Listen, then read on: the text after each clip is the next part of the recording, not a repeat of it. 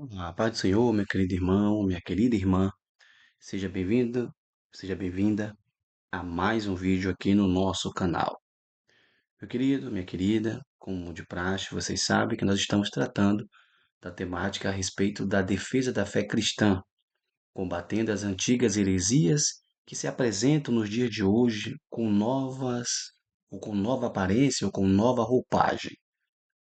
E eu quero te pedir desde já, para você que não é inscrito, se inscrever no nosso canal, compartilhar, deixar o seu joinha, deixa aqui seu feedback nos comentários deste vídeo e nos ajude a pregar o evangelho aqui nas redes sociais. O meu intuito é esse, é anunciar o evangelho e usar as redes sociais disponíveis para alcançar vidas, alcançar pessoas. Compartilhe este vídeo nos seus grupos, no grupo da igreja, no grupo familiar, no grupo aí dos estudos bíblicos, né, que você faz parte, não deixe de compartilhar, tá?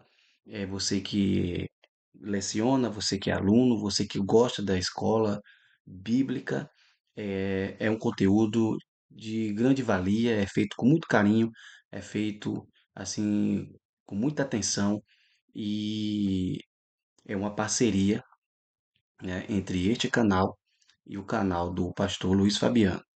Isso, no final, eu vou deixar o contato do pastor para que você possa entrar nas redes sociais dele e assim também adquirir, né, novos estudos, entrar no grupo exclusivo dele e que Deus possa abençoar as nossas vidas. Feito aqui essas declarações, nós vamos tratar da seguinte temática: o filho é igual com o pai. O filho é igual com o pai. Então, nós vamos trabalhar esta temática, tá? E esta temática é muito importante. Nós vamos ver, com certeza, algumas frentes heréticas, né? Frentes de interpretações que dizem o contrário, que pregam o contrário, como sempre trazemos o contraponto, trazemos o ponto de vista correto e também trazemos e mostramos aqui o contraponto, né? Esse contraponto ele é muito importante também na hora da abordagem e para poder ter uma visão um pouco mais panorâmica e também entender o que é que as outras religiões falam, o que é que essas seitas elas apresentam, porque muitas das vezes elas não vêm eh, de uma forma rápida e repentina, ou não se mostra de uma forma rápida e repentina, mas os seus ensinos, eles são cautelosos, né? Eles vêm devagar, vêm sorrateiro, e a gente precisa tomar cuidado exatamente nesses pontos, né? Que às vezes muitas das vezes as pessoas não levam em consideração, mas é importante levar. Então, tomando já aqui de primeira mão isso como base, vamos avançar então aqui no nosso slide. O textual está em Hebreus capítulo 1:8, que diz: mas do Filho diz: Ó Deus, o teu trono subsiste pelos séculos dos séculos, cetro de equidade é o cetro do teu reino. Na verdade prática está escrito: o termo teológico Filho de Deus é título. Sendo assim, a existência de Jesus é desde a eternidade junto ao Pai. Então, esse termo teológico designa título, né? Então, só aí já dá para entender que a existência de Jesus é desde a eternidade junto ao Pai. Vamos para a leitura bíblica em classe. João capítulo 10, versículos 30 ao 38. Temos aqui o texto. Eu e o Pai somos um. Os judeus pegaram, então, outra vez em pedras para o apedrejarem. Respondeu-lhes Jesus: Tenho-vos mostrado muitas obras boas procedentes de meu Pai. Por qual dessas obras me apedrejais? Os judeus responderam, dizendo-lhe: Não te apedrejamos por alguma obra boa, mas pela blasfêmia, porque, sendo tu homem, te fazes Deus a ti mesmo. Respondeu-lhes Jesus: Não está escrito na vossa lei? Eu disse: Sois deuses? Pois, se a lei chamou deuses àqueles a quem a palavra de Deus foi dirigida, e a Escritura não pode ser anulada, àquele a quem o Pai santificou e enviou ao mundo, vós dizeis, blasfemas, porque disse: Sou filho de Deus? Se não faço as obras de meu Pai, não me acrediteis. Mas se as faço e não credes em mim, crede nas obras, para que conheçais e acrediteis que o Pai está em mim e eu nele. Glória a Deus. Introdução é basicamente o resumão aí do que nós vamos falar. Então, a doutrina da bíblica da revelação ou da relação entre Deus Pai e o Filho e a igualdade entre eles, como a Bíblia fundamenta a igualdade do Filho com o Pai, a principal heresia contra esta doutrina bíblica, o legado desta heresia para os dias de hoje e o fortalecimento da fé por meio desta doutrina. Amém? Vamos avançar então para o primeiro tópico. Já lemos aí as partes introdutórias e vamos lá. A doutrina bíblica da relação do filho com o pai. Então, uma relação de igualdade identitária. Então, a identidade de Jesus, tu és o Cristo, o Filho do Deus vivo. Tem ali uma declaração de Pedro, né? A identidade de Cristo. Então, no conceito judaico, a palavra filho transcende a relação biológica, carregando a ideia de igualdade de natureza, identidade e continuidade com o Pai. Então, essa identidade de filho reforça, eh, reforça a verdade de que Jesus não é um ser criado ou inferior ao Pai, mas coigual, coexistente e coeterno com ele. Essa expressão co quer dizer participativo, né? É algo que foi participativo ou coexistente. Então, significa que Cristo participou de fato de toda a construção, que na eternidade Cristo estava com que na eternidade Cristo já existia, que na eternidade Cristo já pré-existia, né? Então, ele é sempre eterno, ou seja, ele está além da eternidade. Porque, na verdade, essa questão de tempo é só para a questão humana mesmo, tá? Deus não se prende ao tempo. Né? Para Deus não existe passado nem futuro. Para Deus existe o agora ou já, né? Deus está tão fora da questão temporal humana que o escritor bíblico chega a dizer que um dia para o Senhor é como 1000 anos e 1000 anos como um dia. Então, Deus não se limita ao nosso tempo. A entender que a palavra tempo de Deus, no original grego, é kairos. Kairos é o tempo de Deus, né? O tempo da divindade.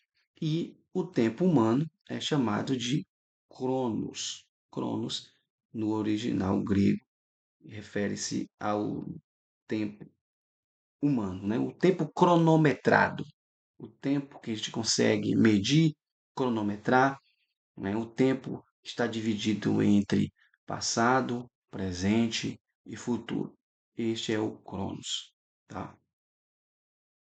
Então a identidade de filho reforça, sim, essa relação. Então, como eu vou saber, como eu vou identificar exatamente essa relação? Como eu consigo ter esta identidade? Então, o conceito filho do pensamento judaico implica exatamente nisso, na igualdade com o Pai. Então, quando Jesus disse assim, quando a Bíblia, o Evangelho, por exemplo, apresenta Cristo como Filho do Homem, né, está querendo dizer também sobre a questão da igualdade que ele tinha com o Pai. Então, uma das ideias de filho na Bíblia é exatamente essa identidade, essa natureza, que isso pode ser visto no paralelismo poético, por exemplo, do salmista, que ele diz assim: Quem é o homem mortal para que te lembres dele? E o filho do homem para que o visites? Salmos de número 8, verso 4. Então, esse paralelismo, por exemplo, aqui no Salmo, nos Salmos, é sinonímico, ou tem a mesma, é sinônimo, um é sinônimo do outro. em que o poeta diz algo e em seguida repete, né, o mesmo pensamento, porém em outras palavras. Então é uma expressão sinonímia, uma expressão que tem ali sinônimos, né? Nós sabemos que na língua portuguesa a gente entende sinônimos e antônimos, né? Os antônimos é aquilo que é contrário, né? E os sinônimos é aquilo que é igual, é parecido, ou aquilo que muitas das vezes é o mesmo significado, porém com outras palavras, tá? Não chega a ser um eufemismo, porque o eufemismo ele está aplicado mais na questão da suavização das coisas, tá? Por exemplo, quando alguém vai dar uma notícia de, de morte, aí alguém usa um termo mais, digamos assim, mais acalorado, assim, um termo que quem vai receber a notícia não receba o impacto da palavra. Então, quando a gente substitui uma palavra mais branda, né, para descrever algo trágico, ou vice-versa, a gente está utilizando não uma sinonímia, a gente está utilizando uma outra expressão que não é a sinonímia. Nós estamos utilizando o eufemismo. Eufemismo é você abrandar ou diminuir o peso, ou trazer uma nova visão para respostas ou para notícias que possam causar aí uma tragédia ou causar um espanto, e aí você muda a expressão para trazer um ar mais suavizado. A questão da sinonímia já está falando de sinônimo, né? São parecidos, são idênticos, são iguais. Então, o poeta usualmente utiliza desta forma de linguagem, né? Chamado sinonímia ou sinônimo, né? Então, avançando, diz assim, ó, a ideia de homem mortal é repetida em filho do homem. Um outro exemplo encontramos nas palavras de Jesus. Assim vós mesmos testificais que sois filhos dos que mataram os profetas. Mateus 23, 31. Isso porque os escribas e fariseus consideravam os matadores dos profetas como seus pais. Então, assim, ó, os próprios escribas e fariseus, né, consideravam que os matadores dos profetas lá atrás eram os seus pais. E Jesus traz isso à tona, né, falando a questão ali, utilizando a expressão filho para com os escribas e fariseus, né? Assim vós mesmos testificais que sois filhos dos que matam os profetas, trazendo ali uma familiarização entre o termo filhos e os que mataram os profetas, ou seja, dizendo que os escribas e fariseus, por serem filhos dos que matavam os profetas, eles também são co-participantes. Então, significado teológico. Dentro dessa questão do significado teológico, indica igualdade de natureza, né? Ou seja, mesma substância. Então, dentro da questão teológica, quando estamos tratando sobre a relação do filho com o pai, dentro do aspecto teológico, essa expressão aí, e quando Jesus diz, né, que ele e o pai são um, é tanto que ele diz assim, quem me vê, vê o pai, né? Então ele está falando dentro de um aspecto de substância, de natureza, ou seja, eu e o pai temos a mesma substância, eu e o pai temos a mesma natureza, tá? E interessante para a gente entender isso é que, primeiro, você precisa ter uma visão e uma ideia muito clara do que é a Trindade, tá? Trindade, dentro do aspecto aqui, do aspecto teológico, do ensino teológico, bíblico, correto, né, da boa ortodoxia, da prática ortodoxa, a Trindade, você pode entender o seguinte, são três pessoas distintas. Quando ele fala de três pessoas distintas, ele está tratando da seguinte maneira: o filho não é o pai não é o espírito e o espírito não é o filho, tá? São três pessoas distintas. Porém, o Pai é Deus, o Filho é Deus, o Espírito Santo é Deus. E também, além de serem distintos, eles são pessoas, tá? Eles são pessoas. Por que eu tenho que enfatizar que eles são pessoas? Porque eles possuem as mesmas características que uma pessoa possui. Ele possui emoção, vontade, volição, né? E por aí vai, tá bom? Então, ele é chamado Filho de Deus no Novo Testamento porque ele é Deus e veio de Deus. Jesus mesmo disse: Eu saí e vim de Deus. João 8,42. Saí do Pai e vim ao mundo. Outra vez, deixo o mundo e vou para o Pai. Quando Jesus declarou: Meu Pai trabalha até agora e eu trabalho também, em João 5,17, por exemplo, em outra expressão, né, que fala ali da unidade, quando ele diz isso, estava deixando bem claro de que Deus é seu Pai. No entanto, os seus interlocutores entenderam com clareza meridiana que Jesus estava reafirmando a sua deidade, pois dizia que Deus era seu próprio Pai, fazendo-se igual a Deus. Tá? Então, esses são os aspectos teológicos dessa questão da identidade, né? Sobre essa relação, perdão, sobre essa relação entre o filho com o pai. Então, a relação de igualdade identitária. Tá bom? Vamos avançar então aqui. O outro aqui, ó, o Salmo 8, versículo 1, exemplifica esse conceito por meio de um paralelismo sinonímico, do qual homem mortal e filho do homem são usados como expressões equivalentes, reforçando a ideia de identidade de natureza. Então, de forma similar ou semelhante, Jesus, ao repreender os escribas e fariseus, utiliza o termo filhos para evidenciar que eles compartilhavam a mesma natureza e comportamento daqueles que mataram os profetas. Aí diz a imagem ali, né, ilustrativa, Jesus confrontando ali aqueles religiosos e dizendo: Assim, vós mesmos testificais que sois filhos dos que mataram os profetas. Aqui o termo filhos não se refere a uma relação genética, mas uma continuidade espiritual e moral com seus antecessores, visto que os escribas e fariseus consideravam os matadores de profetas os seus pais. Aleluia. Então, o significado teológico desta identidade. Então, a relação entre o filho e o pai, no contexto teológico, revela exatamente uma igualdade absoluta de essência e substância. Isso significa que Jesus, ao ser chamado de Filho de Deus, não apenas carrega o título de uma relação especial com o Pai, mas declara sua plena divindade e consubstancialidade com Ele.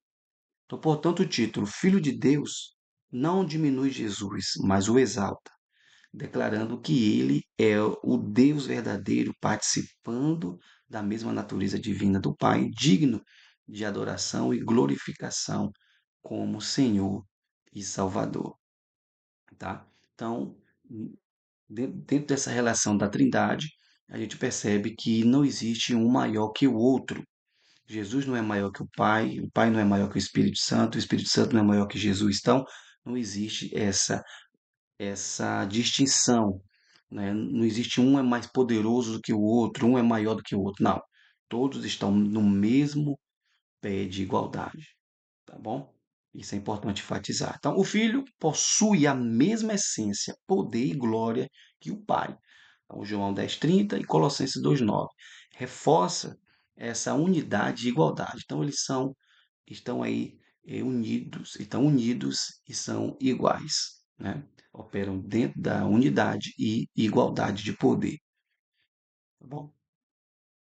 Então, o Filho é Deus. O Filho é Deus. O Salmo 45, versículos 6 e 7, identifica o Filho como Deus, reconhecendo sua soberania e eternidade, sendo descrito como aquele que governa com justiça em linha com a essência divina. A duplicidade da menção de Deus nos versículos 6 e 7 nos versículos 6 e 7, não significa Deus ungindo a si mesmo, mas antes trata-se do relacionamento entre o Pai e o Filho. Então, o Deus que é ungido no versículo 7 é uma referência a Jesus, o que é explicado em Hebreus 1:8. Então, aqui, ó, Filho de Deus é uma expressão bíblica para referir-se à relação única do Filho unigênito com o Pai. A expressão Filho de Deus revela a divindade de Cristo. Essa verdade está mais clara na Bíblia que o sol do meio-dia. Por isso, é estranho como pode haver tantos debates sobre o tema. O texto sagrado, o texto sagrado. Mas o Filho diz: Ó Deus, o teu trono subsiste pelos séculos dos séculos. Cetro de equidade é o cetro do teu reino. É o mais crucial, pois é uma citação direta de Salmos 45, 6 e 7. É importante prestar melhor atenção naquelas passagens conhecidas dos crentes. O teu trono, ó Deus, é eterno e perpétuo. O cetro do teu reino é um cetro de equidade. Tu amas a justiça e aborreces a impiedade. Por isso, Deus, o teu Deus, te ungiu e ungiu com óleo de alegria, mais do que a teus companheiros. Aí tem aqui, ó, que história é essa de que o Deus do versículo 7 está ungindo o Deus do versículo 6? Isso tem intrigado, por exemplo, alguns rabinos desde a antiguidade, mas a Epístola aos Hebreus traz a explicação e revela que Deus, nessa passagem, é uma referência a Jesus. A explicação está em Hebreus 8 e trata-se do relacionamento entre o pai e o filho, que, e que a unidade de Deus é plural, tá bom? Então, para deixar claro aqui. Sinopse. Então, a doutrina bíblica mostra a relação de unidade entre Deus Pai e Deus Filho. Então, a gente podemos ver que existe essa relação de unidade. E aqui, para avançar um pouco mais, podemos falar sobre a filiação de Cristo. Esses três principais pontos de vista, por exemplo, são apresentados quanto à filiação de Cristo. Primeiro ponto, criação é uma época passada. Primeiro ponto, criação em uma época passada. Esse foi o ponto de vista, por exemplo, de Ario, ao argumentar que Jesus Cristo foi criado em sua época passada, à semelhança de Deus Pai, e homoiosítios com ele, isto é, de substância similar, que é um termo grego ali, tá? Segundo, geração eterna. Orígenes e outros que sustentaram essa opinião consideravam a palavra grega homogênees como derivada de genão, genão, genão, que é gerar. Vários tradutores seguiram os seus passos e traduziram o termo como unigênito. Tá? Em outros, de João 1, 14, versículo, João capítulo 1, versículo 14, capítulo 1, versículo 14 e versículo 18, capítulo 3, versículo 16 e 18, Hebreus 11, 17, 1 João 4, 9. No entanto, trata-se, na verdade, de um derivado de genus e, portanto, significa único ou único do seu gênero. Então, por causa disso, a Bíblia francesa o traduz como sans fils unique, o que significa o seu único filho. Tá? Em Hebreus 11, 17, com referência a Isaac, homogêneos deve significar único, porque Abraão teve outros filhos, Ismael e os filhos de Quetura. Ponto 3 aqui, ó, aí falando um pouquinho sobre filiação de Cristo, né? O Filho único de Deus. Esta opinião tem o apoio dos argumentos acima. Exemplos de tal uso podem ser encontrados na expressão hebraica do Antigo Testamento, filhos de, que significa da ordem de, em frases como filhos dos profetas, quando lá em primeiro livro de Reis, dos Reis, capítulo 20, versículo 35, segundo livro dos Reis 2, versículo 3, versículo 5, versículo 7, versículo 15. Depois, no capítulo 4 de segundo de Reis, segundo livro dos Reis, capítulo 4, versículo 38, depois capítulo 5, versículo 22. Filho de um dos boticários. Nós temos também essa expressão lá, em Neemias 3:8. Filhos dos cantores, Neemias 12:28. Então, a partir daí, pode-se compreender como os contemporâneos do Senhor Jesus Cristo no Novo Testamento entenderam a sua declaração de que ele era o Filho de Deus, significando que ele afirmava ser igual a Deus, ou o próprio Deus. Então, o Evangelho de João é que mostra, na verdade, esses casos, né? Tá ok? Então, só para dar mais um respaldozinho aí sobre a questão da filiação de Jesus. Segundo, a heresia do subordinacionismo. Vamos ver o que é isso aqui. Chega a dar parece um trava-língua, né? Subordinacionismo. Vamos ver um pouquinho sobre essa heresia. Então, a principal heresia é contra a igualdade do filho com o pai, que fala sobre a heresia do subordinacionismo. Subordinacionismo, o que é isso? Então vemos aqui o primeiro, pai, o dois ali, o filho, e terceiro, o espírito, né? O principal mentor desta heresia foi Orígenes, um dos principais teólogos dos anos 185 a 254 depois de Cristo. Então, o que consiste então nessa heresia? É a doutrina, né? É a doutrina que vai dizer que declarava, na verdade, seu filho subordinado ao pai, sendo inferior a ele em essência e natureza, sendo Jesus um Deus secundário. Então, essa heresia também pode estender-se ao Espírito Santo, considerado menos divino em comparação com o Pai e o Filho. Então, é como se Deus fosse maior que Jesus e Jesus maior que o Espírito Santo, né?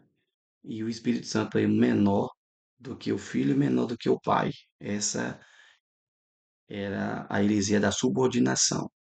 Então, quer dizer que o Cristo estava subordinado ao Pai e o Espírito Santo estava subordinado a Cristo, tá? Então, é isso que Orígenes ensinava e pregava. Coisa que a Bíblia não nos dá respaldo para isso, né? A Bíblia não nos dá nenhum respaldo para esse tipo de doutrina, para esse tipo de ensinamento. Então, o subordinacionismo é toda doutrina que declara seu filho subordinado ao pai ou um Deus secundário ou menos divino que o pai. Os monarquianistas dinâmicos ou adocionistas e os arianistas são os principais representantes desta heresia, mas Orígenes foi o seu principal mentor.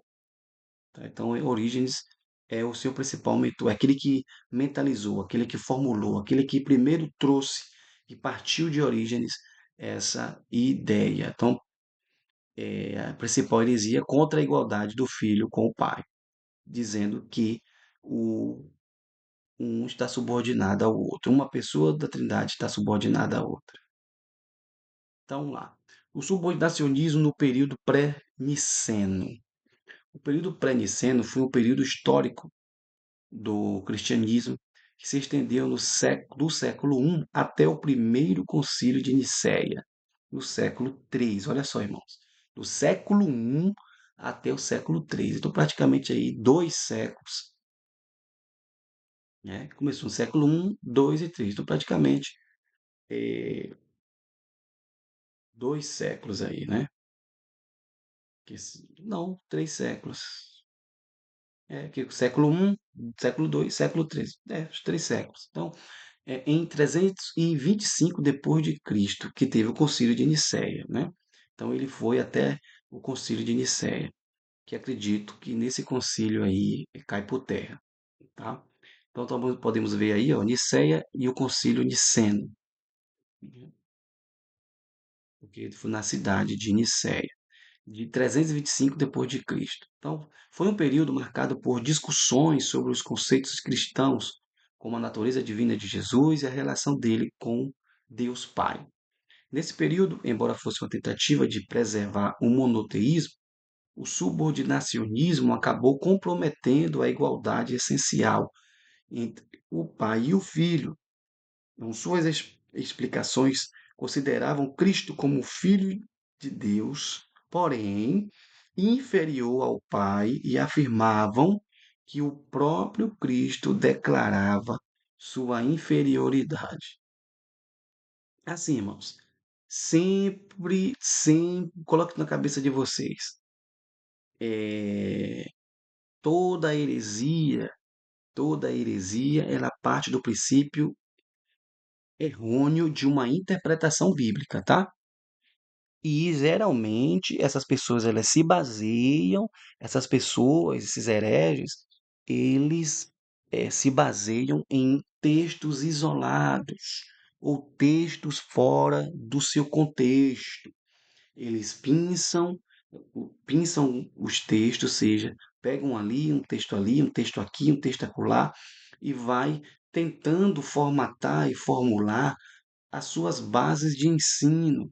Sendo que, quando você vai para o contexto geral, quando você vai para o contexto do livro, quando você vai para o contexto do próprio capítulo, né? Quando você vai para ler o contexto imediato, né? O contexto remoto, e, e assim sucessivamente, que são práticas de interpretação bíblica, contexto imediato e contexto remoto, né?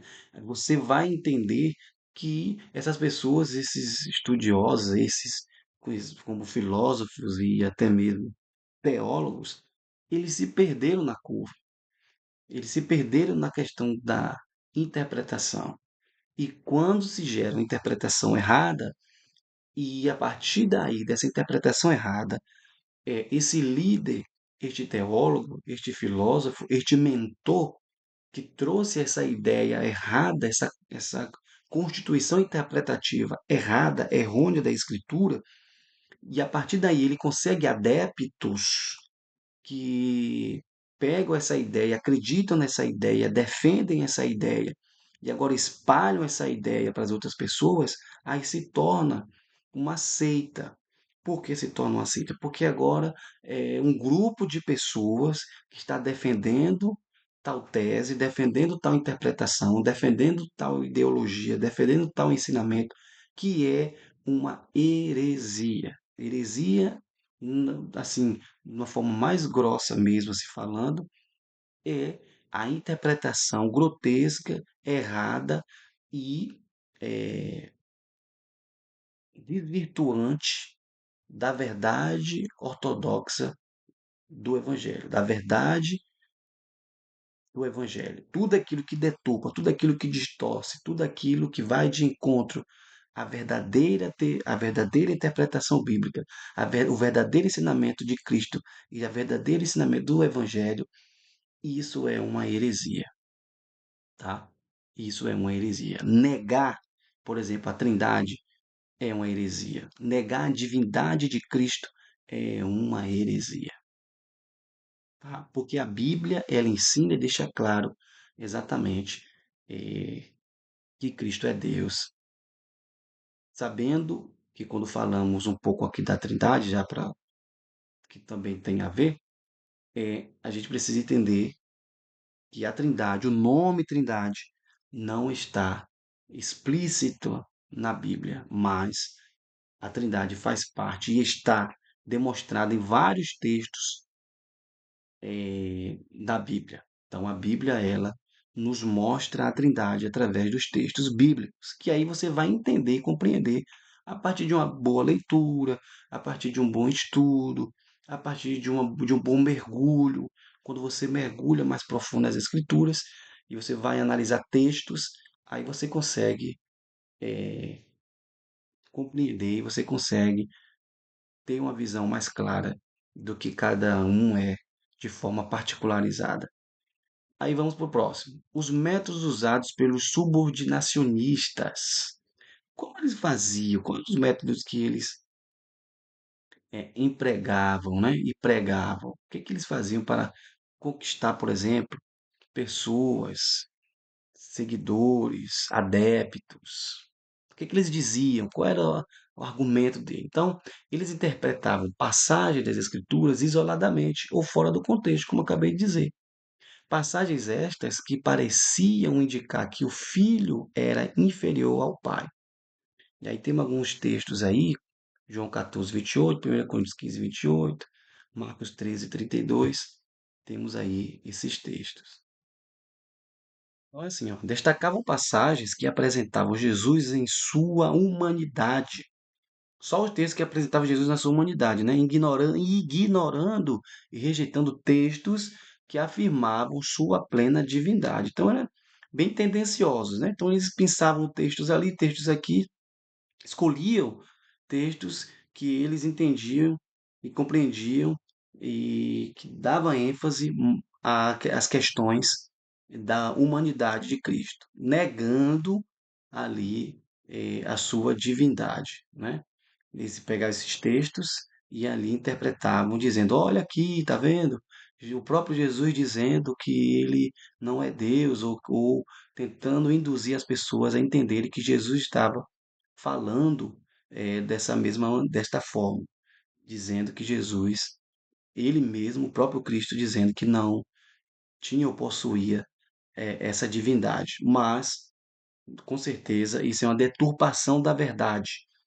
E heresia, irmão, ela é uma faceta do ensinamento diabólico, satânico, luciférico, né?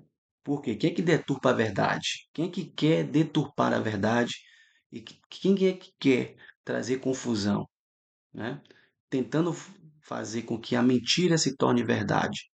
Satanás, né? Nós já conhecemos aí a artimanha do inimigo. Então,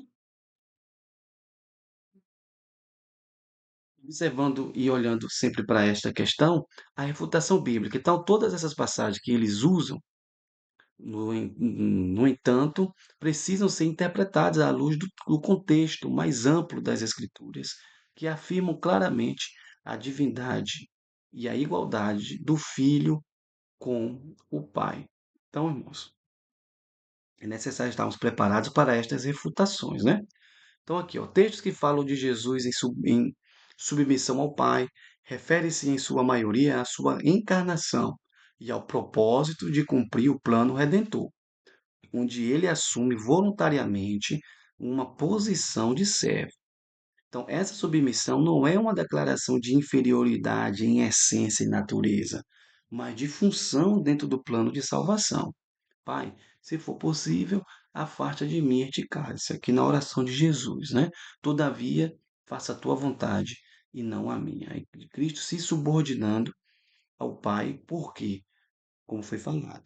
Porque Cristo, logicamente, tinha que cumprir a sua missão, né? Então, dentro do ato da sua missão, ele sim estava subordinado ao Pai, no sentido de estar debaixo, né, das mãos do Pai, debaixo da graça do Pai, debaixo da autoridade do Pai. Isso devido à sua encarnação. Porém, todavia, entretanto, outro sim, né, Cristo, ele tinha e possuía também poder espiritual, tá? Então, por quê? É bom entendermos isso, porque assim, há muitas vezes os textos bíblicos, eles vai nos dar, vai nos falar sobre a natureza humana e ao mesmo tempo sobre a natureza divina, tá? Natureza humana e natureza divina. Então, Pai, se for possível, parte de mim este cálice, todavia, faça a tua vontade e não a minha. Está falando da natureza humana de Jesus, né? Com a sua, com os seus eh, com seus sentimentos, né? Jesus teve fome, teve sede, teve medo, suou ao ponto de sangrar, né? E por aí vai. Teve suas emoções, chorou, e por aí. Vai que teve fome e também descansou na proa do barco, tá ok? Então, é a refutação bíblica. Nós precisamos entender que essas refutações bíblicas, já está dizendo, refutação bíblica. No ato da refutação não pode ser uma mera interpretação da minha mente, uma mera interpretação daquilo que eu acho. Não. A refutação ela precisa ser bíblica. Por isso que o cristão precisa conhecer as escrituras, tá? Textos que falam sobre a submissão ao Pai, refere-se em sua maioria à sua encarnação. Então, toda vez que você tiver e ler um texto que vê que Jesus está se subordinando ali ao Pai, entenda, Jesus está falando como um homem perfeito, que está ali submisso ao Pai devido à sua encarnação para cumprir um propósito do plano de redenção, tá? Que é aí onde ele assume voluntariamente uma posição de servo. O ato de Cristo lavar os pés dos discípulos é um ato também de servidão, de serviço. Então, essa submissão, lógico, não é uma declaração de inferioridade em essência e natureza, mas de função dentro do plano de salvação. Que isso fica bem claro aqui, né?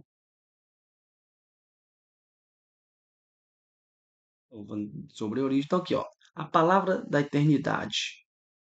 Então, assim, ó, os versículos 1, capítulo 1, versículo 1 ao 5, os versículos 1 a 4 narram o estado pré-existente de Jesus e como ele agia no plano eterno de Deus. Isso é João capítulo 1, tá? No princípio, versículo 1, parte A, fala da existência eterna da palavra, o Verbo. As duas frases seguintes expressam a divindade de Jesus e sua relação com Deus Pai. Essa relação é uma dinâmica na qual constantemente são trocadas comunicação e comunhão dentro da deidade. O versículo 2 resume o versículo 1 e prepara para a atividade divina fora da relação da deidade no versículo 3.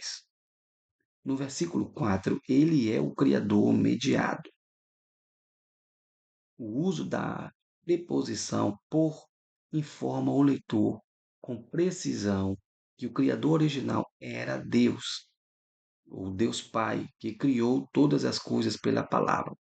Os verbos que João usa nestes versículos fazem distinção entre o Criador não criado, a palavra, o verbo, e a ordem criada. Numa boa tradução da Almeida Revista corrigida, observa esta distinção. A palavra, o verbo, era, mas todas, só seguindo, mas todas as coisas foram feitas. O versículo 4 conta várias coisas para o leitor. Ponto 1. A palavra divina, como Deus Pai, tem vida em si mesma, vida inchada, ou seja, é a fonte da vida eterna. Ponto 2. Esta vida revelou a pessoa e natureza de Deus para todas as pessoas. Ponto 3. Luz. Luz, neste ponto, pertence à revelação autorizada e autêntica de Deus.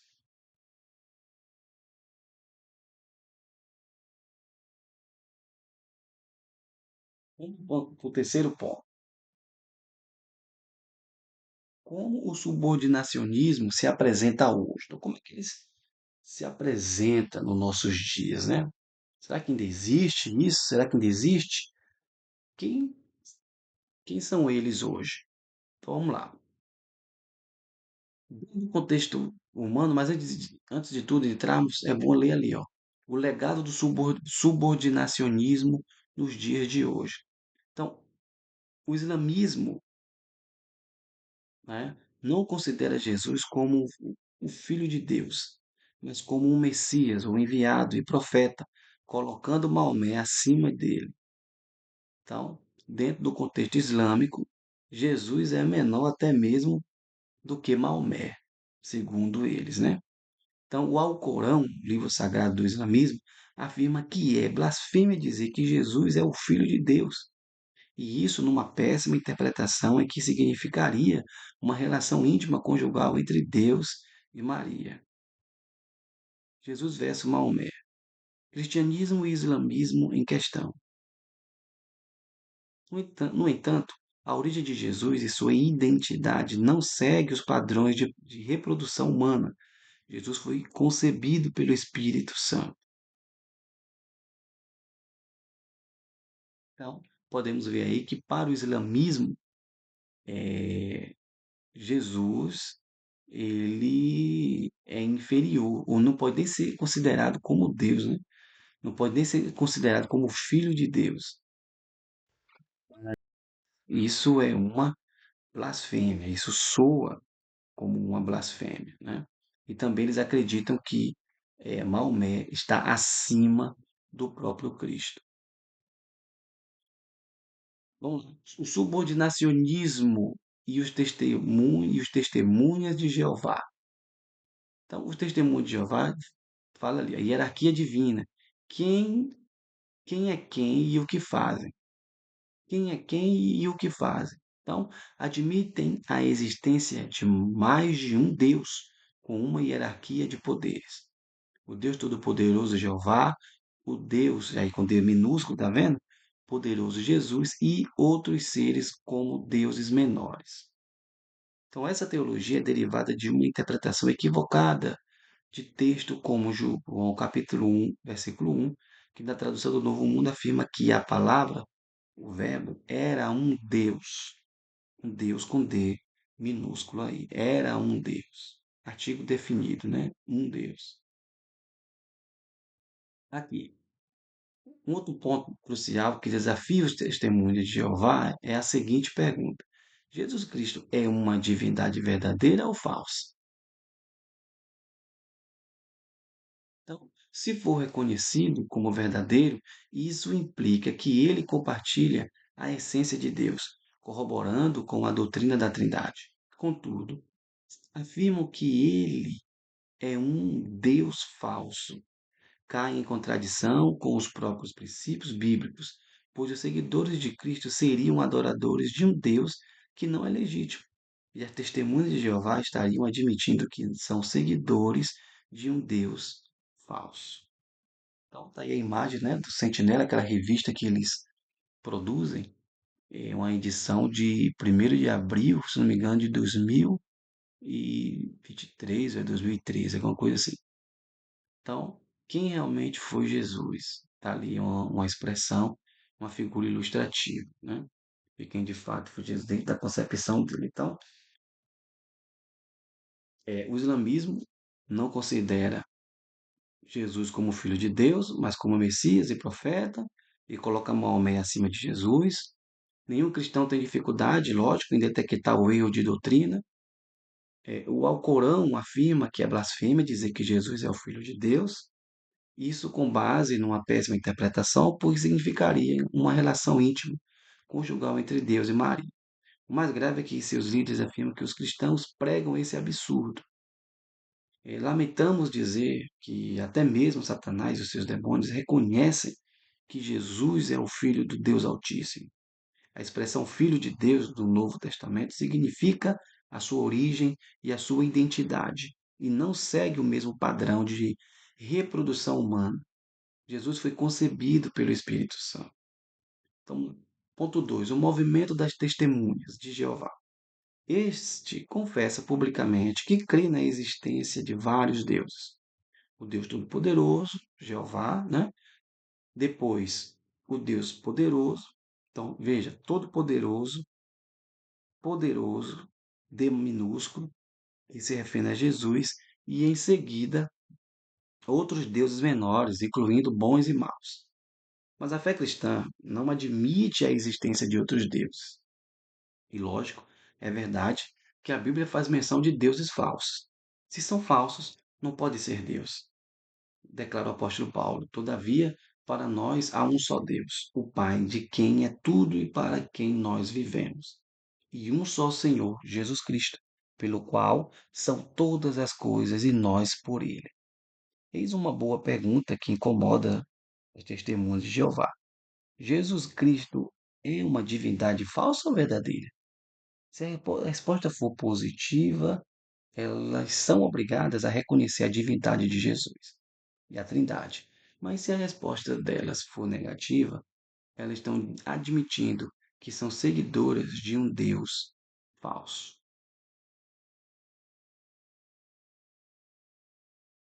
Então, nós podemos concluir falando sobre um pouco da postura do cristão, né? Bom, por exemplo, é interessante que o termo filho, em relação a Jesus, tem sido até hoje assunto de debate teológico, desde o período dos pais da igreja. A interpretação bíblica que se faz é: Jesus é filho unigênito, não porque foi gerado, mas sim porque é da mesma substância do Pai, tá? Então, a postura do cristão, compreender que Jesus é o Filho de Deus, né? Que Jesus Cristo é o Filho de Deus, nos convida a uma relação mais profunda com Ele, reconhecendo sua soberania e autoridade em nossas vidas. E ainda afirmar a igualdade de Jesus com o Pai nos encoraja a viver uma vida de adoração autêntica, onde reconhecemos seu poder em todas as áreas de nossas vidas. Um outro ponto é o fato de Jesus ter se encarnado. Não significa que ele é inferior ao Pai em sua natureza divina, pois o próprio Jesus declarou sua igualdade com o Pai em divindade e essência. Tem João 10:30, versículo 20 e 28, Filipenses 2:6. Tá bom, meu querido? E como prometi lá no início do vídeo, tá aqui as redes sociais do meu amigo, pastor Luiz Fabiano Leles. Todos os contatos deles estão aí, só você acessar e ser abençoado, tá bom? Meu querido, minha querida, espero que você tenha adquirido aí bastante conhecimento. Espero que eu tenha trazido aqui, através desses slides, uma boa base para que você possa dar sua aula, para que você possa ampliar aí os seus conhecimentos, tá? Que Deus e Cristo te abençoe e você diz aí do outro lado da telinha, amém.